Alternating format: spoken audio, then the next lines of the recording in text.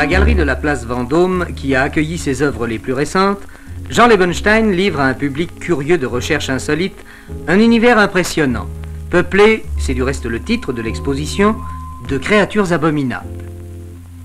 Monstres pétrifiés sortis d'on ne sait quelle zone du subconscient. Le musée d'art moderne de New York possède déjà quelques-unes de ces toiles. Curtis, lui, n'œuvre pas précisément pour les musées, mais plutôt pour les collectionneurs. Le dispositif de visée qu'il a fixé à son chevalet en témoigne. Il s'est fait une règle de ne travailler que dans le format réduit, quelques centimètres carrés au maximum. Son matériel en est réduit à l'essentiel, un poil de pinceau. Le portrait de Paul VI n'est pas plus grand qu'un ongle. Une boîte à cigares suffit pour contenir une dizaine de ses toiles. Et un visage tient dans le chat d'une aiguille. Ses grands sujets, les paysages. Mais il accuse aussi une prédilection pour les personnages célèbres. Pour le plaisir sans doute de les avoir tous dans sa main. Les personnages célèbres impressionnent aussi Casasus, mais lui donne dans le gigantisme. Une de ses plus petites toiles mesure 21 mètres de long. Il dut faire appel à un système de ballon pour pouvoir faire la dernière retouche et aussi, il faut bien le dire, pour avoir enfin une vue d'ensemble de son œuvre.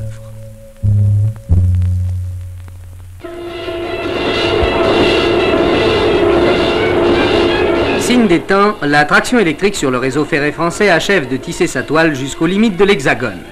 Avec la section Neuchâteau-Dijon, la SNCF aura réalisé cette année l'axe électrifié nord-sud qui se prolongera en direction le Vintimille en 1965. La pose des lignes progresse actuellement à travers les garrigues et au bord de la Méditerranée. La traction électrique débarrassera donc bientôt des fumées indésirables le plus beau ciel des vacances. Dans le même temps, la SNCF apporte à la Bretagne les bienfaits de l'électrification du rail, la vitesse et la puissance. D'ores et déjà, les motrices atteignent l'aval. Et au-delà, on tend les fils des caténaires destinés à véhiculer cette énergie qui est véritablement celle de notre époque. Les locomotives classiques font leur dernier tour dans les dépôts. L'ère des locomotives à vapeur, dont le panache provoqua l'enthousiasme vers les années 1840, n'est plus loin de sa fin. Et ce sont sûrement des motrices électriques qui emprunteront cet ouvrage. En effet, on vient de présenter à Madrid la maquette d'un pont de 25 km sur lequel trains et automobiles pourront franchir le détroit de Gibraltar, si le projet se réalise. Signe des temps encore, reflété au salon de l'emballage avec une impressionnante collection de conditionnements perdus.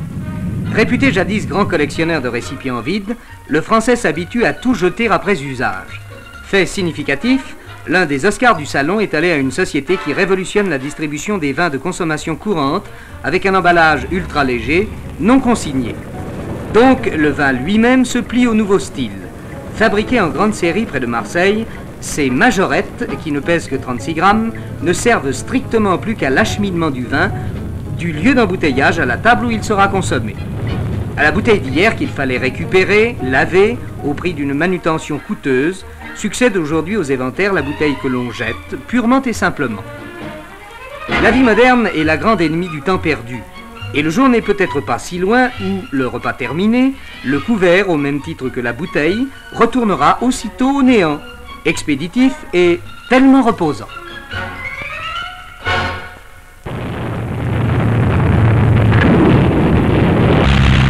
À leur premier missile, les États-Unis sacrifièrent leurs avions périmés.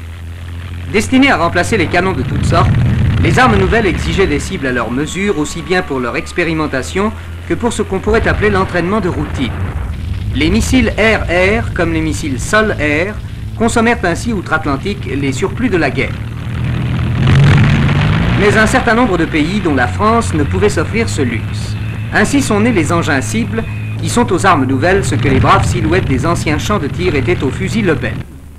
Le CT-20 de Nord Aviation, maintenant construit en série, fait aujourd'hui partie de l'équipement des champs de tir en France, mais aussi en Italie, en Suède et probablement demain en Crète pour le compte de l'OTAN.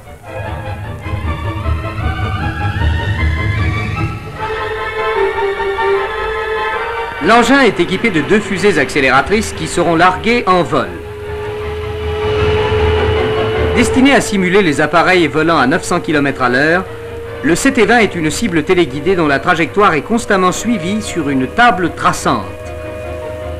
Cette cible dispose d'une autonomie de vol d'1 heure. Le CT-20 a atteint son altitude. L'exercice véritable commence. La cible va être prise en chasse dans les conditions exactes où le serait un avion ennemi. À un détail près cependant, le tir ne sera effectué qu'au plus près et sa précision sera enregistrée par la caméra de bord du CT-20. Moyennant quoi, le CT-20 dont les parachutes se déclenchent automatiquement en fin de vol pourra servir encore à des exercices ultérieurs.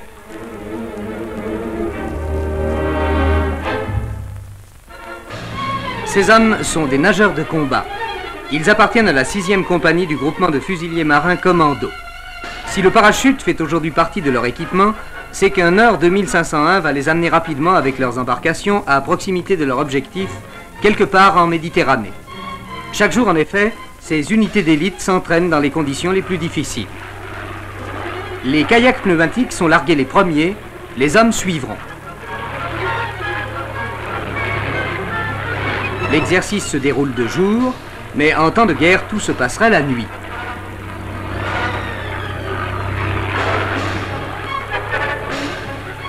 Dès l'amérissage, les hommes se débarrassent rapidement de leurs parachutes et rejoignent leurs embarcations insubmersibles. Ces kayaks leur permettront de gagner le premier relais, une anse proche de l'objectif. L'approche immédiate, ils la feront en immersion, toujours 2 par 2, reliés l'un à l'autre par une courroie. Les filets qui interdisent aux navires l'accès de la passe sont franchis sans difficulté, les mailles sont suffisamment larges pour le matériel et les hommes.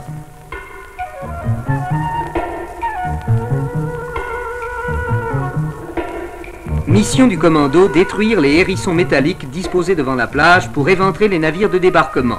Rommel en avait truffé les rivages normands. Un pain de plastique suffira. Quand l'objectif est lointain et difficile d'approche, les nageurs de combat utilisent le scooter sous-marin à propulsion électrique. Un appareil silencieux et efficace, tout à la fois moyen de transport et engin de destruction, puisque la charge explosive constitue l'ogive du scooter. Détachée, elle est appliquée sous la coque à détruire avec un système d'allumage à retardement. Discrétion totale, surprise absolue. C'est ainsi qu'en décembre 1941, 6 nageurs italiens envoyèrent par le fond 2 cuirassés anglais dans le port d'Alexandrie. Ils sont toujours à pied d'œuvre dans le minimum de temps pour des missions d'attaque ou de défense.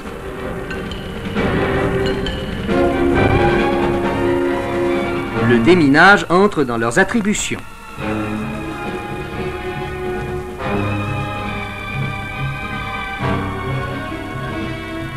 Avançant de front, ils vont détecter les mines qu'une bouée signalera à l'attention de la surface.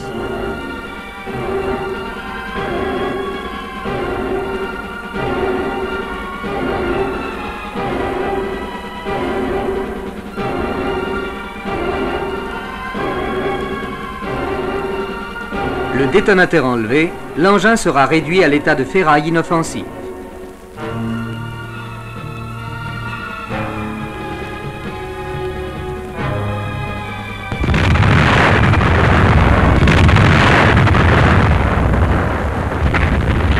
N'entre pas qui veut dans les nageurs de combat.